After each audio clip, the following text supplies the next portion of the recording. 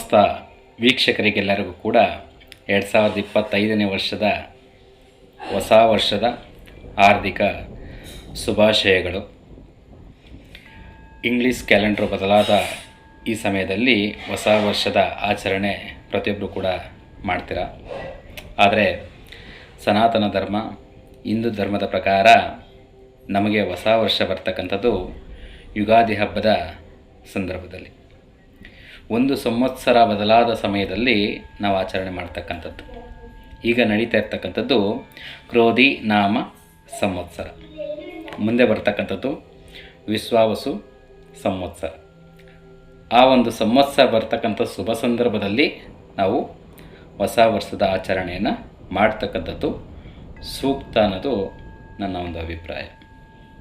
ಆದರೂ ಕೂಡ ಈ ಒಂದು ಹೊಸ ವರ್ಷ ಇಂಗ್ಲೀಷ್ ಕ್ಯಾಲೆಂಡರ್ ಬದಲಾದ ಈ ಒಂದು ಹೊಸ ವರ್ಷ ಏನಿದೆ, ಈ ಸಂದರ್ಭದಲ್ಲಿ ಕೆಲವರಿಗೆ ಅವರ ರಾಶಿ ಫಲಗಳನ್ನು ತಿಳ್ಕೊಳ್ಳತಕ್ಕಂಥ ಒಂದು ಆಸೆ ಇರ್ತದೆ. ಅದನ್ನು ತಿಳಿಸ್ತಕ್ಕಂಥ ಒಂದು ಸಣ್ಣ ಪ್ರಯತ್ನ ಮಾಡೋಣ. 2025ರಲ್ಲಿ ಕನ್ಯಾ ರಾಶಿಯವರ ರಾಶಿ ಫಲಗಳನ್ನು ಹೇಗಿರುತ್ತೆ ಅಂತ ತಿಳ್ಕೊಳ್ಳೋಣ. ಕನ್ಯಾ ರಾಶಿ ಅಧಿಪತಿ ಬುಧ, ಉತ್ತರ, ಹಸ್ತ, ಚಿತ್ತ ನಕ್ಷತ್ರಗಳು ಕನ್ಯಾ ರಾಶಿಗೆ ಒಳಪಟ್ಟಿರ್ತವೆ.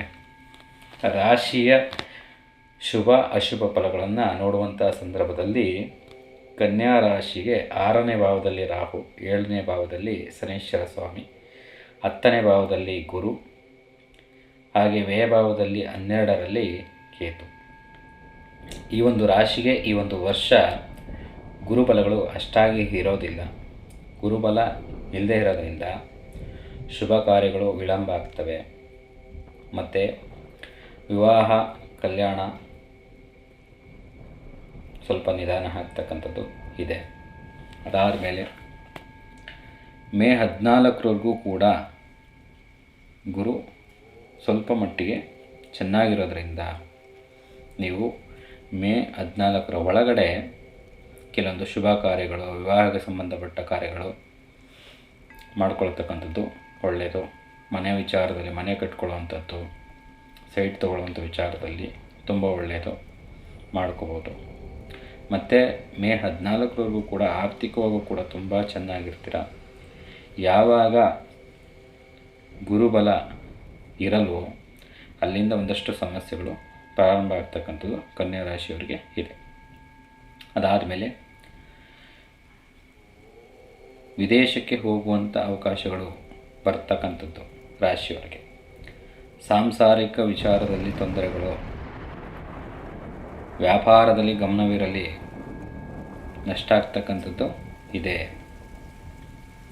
ಪ್ರೇಮ ವಿವಾಹ ವೈಫಲ್ಯವಾಗುವಂಥ ಸಾಧ್ಯತೆ ಈ ಒಂದು ರಾಶಿಗೆ ಇದೆ. ಉದ್ಯಮಿಗಳಿಗೆ ಲಾಭ, ಯಾರು ಹೂಡಿಕೆದಾರರಿರ್ತಾರೆ, ಉದ್ಯಮಿಗಳಿರ್ತಾರೆ, ಅವರಿಗೆ ಅತ್ಯಂತ ಲಾಭವಾಗ್ತಕ್ಕಂಥ ವರ್ಷ ಇದಾಗುತ್ತೆ. ಅದಾದಮೇಲೆ ಆರ್ಥಿಕವಾಗಿ ಸ್ವಲ್ಪ ಮಟ್ಟಿಗೆ ಪ್ರಗತಿ ಇರ್ತಕ್ಕಂಥದ್ದು ಈ ರಾಶಿಯವರಿಗೆ ಇದೆ. ಶೈಕ್ಷಣಿಕ ಕ್ಷೇತ್ರ ಅಂತ ಬಂದಾಗ ಶುಭ ಅಶುಭ ಫಲಗಳು ಇದೆ. ಶೈಕ್ಷಣಿಕ ಕ್ಷೇತ್ರದಲ್ಲಿ ಶಿಕ್ಷಣ ಮಾಡ್ತಿರ್ತಕ್ಕಂಥವ್ರು, ಕನ್ಯಾ ರಾಶಿಯಲ್ಲಿ ಇರ್ತಕ್ಕಂಥವ್ರು ಯಾರು ಓದ್ತಿರ್ತಾರೆ ಅವರಿಗೆ ಅತಿಯಾದ ಪರ್ಸೆಂಟೇಜು ಮಾರ್ಕ್ಸ್ಗಳು ಬರುವಂಥದ್ದು ಆ ಥರದ್ದೇನಿರಲ್ಲ.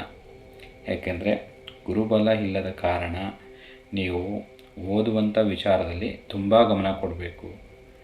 ಯಾರು ಪರ್ಸೆಂಟೇಜ್ ಅಂತ ಒಂದು ಮೈಂಡ್ ಸೆಟ್ಟಲ್ಲಿ ಇಟ್ಕೊಂಡು ಓದ್ತಿರ್ತೀರ, ಅಷ್ಟು ಪರ್ಸೆಂಟೇಜ್ ತೆಗಿಬೇಕು, ಇದು ಪರ್ಸೆಂಟೇಜ್ ತೆಗಿಬೇಕು ಅಂತ, ಅದು ಈ ವರ್ಷದಲ್ಲಿ ನಡೆಯಲ್ಲ. ಅಂದರೆ ಓವರ್ ಕಾನ್ಫಿಡೆನ್ಸ್ ಬೇಡ, ಓದೋದ್ರ ಕಡೆ ಗಮನ ಇರಲಿ. ಅದಾದಮೇಲೆ ಅದೃಷ್ಟ ಸಂಖ್ಯೆ ಅಂತ ಬಂದಾಗ 5 ಮತ್ತು 2 ಆಗ್ತಕ್ಕಂಥದ್ದು.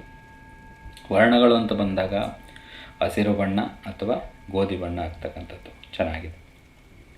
ಆದಾಯ 14, ವ್ಯಯ 3 ತುಂಬ ಚೆನ್ನಾಗಿದೆ. 14 ಆದಾಯ ಇದ್ದರೆ ವ್ಯಯ 3 ಇದೆ.